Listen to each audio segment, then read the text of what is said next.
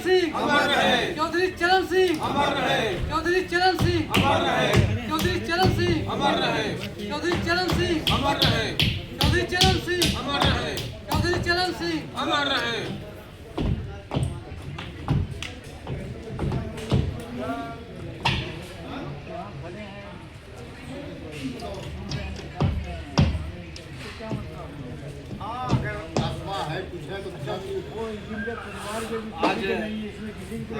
आज भारत रत्न किसानों के मसीहा, जन जन की आवाज, वंचितों एवं मजलूमों को आगे बढ़ाने वाले भूतपूर्व प्रधानमंत्री स्वर्गीय श्री चौधरी चरण सिंह के चरणों में श्रद्धा सुमन करता हूँ।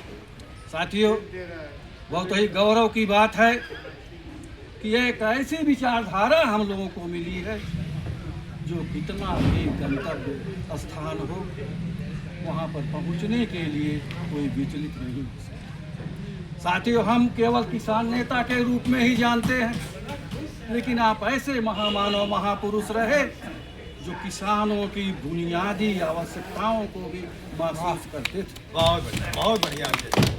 जब किसान अपने खेतों में हल लेकर जाता है तो उस समय की जो लागत होती है और फसल को घर तक ले आने में जो लागत बैठती है, वो सब जोड़कर किसानों को दिलाने में आप हिमायती रहे हैं। चाहते थे पूरी लागत दी जाए, केवल 30 रुपया और 50 रुपए से किसानों का गुजारा होने वाला नहीं।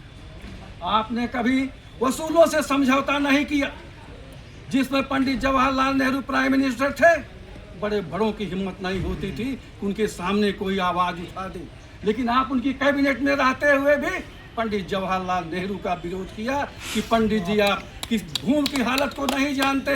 जमीन किसानों की आत्मा है, जैसे आत्मा मानव से निकल जाए और शरीर निर्जीव हो जाती है, उसी तरह से यदि जमीन किसानों की निकल जाए तो किसान शून्यहोन हो जाएंगे। इसलिए जमीन को सामूहिक नहीं की जा सकती, उद्योगपतियों को नहीं दी जा सकती। और चौधरी साहब जाति के विरोधी रहे, ये आरक्षण भी चाहते थे, लेकिन किसानों के लिए आरक्षण चाहते थे। किसानों के लिए क्यों आरक्षण चाहते थे? आपके भाषण में हमने सुना है, हम लोग आपके जानने वाले, आपके भाषण के सुनने वालों में आखिरी पीढ़ी है। आज हमारा दायित्व होता है कि आने वाली पीढ़ी को आपके सिद्धांतों से हम अवगत कराएं, आपके विचारों को हम बताएं, ताकि वह संरक्षित किया जा सके, उनके उसूलों का पालन किया जा सके। आप चाहते थे कि हर किसान के परिवार को एक सरकारी नौकरी मिले, एक बच्चा उनका सर्विस में रहे, ताकि जिस समय विषम परिस्थिति में उनको अपने द्वारा पैदा किए हुए अनाज को अन्य पौने दाम पर बेचना पड़ता है, बिचौलिए उनकी ठगाई करते हैं, वो अपनी आवश्यकताओं को पूर्ति कर सकें। इसको उपजीविका का नाम उन्होंने दिया था। इसमें छोटे से लेकर बड़े लोग, चाहे किसी भी कौम के हों, किसी भी संप्रदाय के हों, किसी भी धर्म के हों, सबको संरक्षण मिलना चाहिए, सबको आरक्षण मिलना चाहिए। ऐसे महान सोच के थे भूतपूर्व प्रधानमंत्री चौधरी चरण सिंह। यदि आज किसानों की भी भारत देश की मिट्टी में यदि किसी की सांस आ रही है तो है चौधरी चरण सिंह की सांस आ रही है, और किसी का नाम नहीं लिया जाता।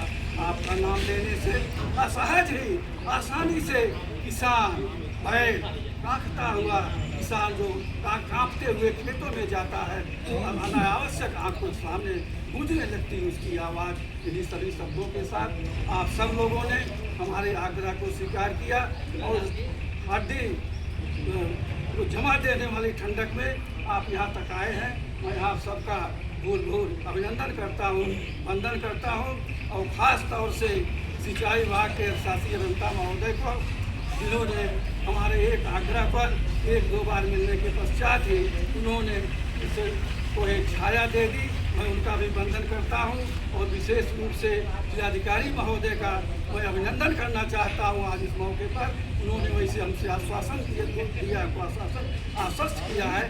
हम वहां पर चलेंगे और उस मूर्ति की जो छाया बनी है उसको देखेंगे, क्योंकि अभी यह पूर्ण नहीं हुआ है, काम अभी जारी है। जिस समय अंतिम अवस्था में आ जाएगा उस समय जिलाधिकारी महोदय भी यहाँ आएंगे, तो इसका उद्घाटन जो भी प्रक्रिया होगी वो की जाएगी। इन्हीं शब्दों के साथ मैं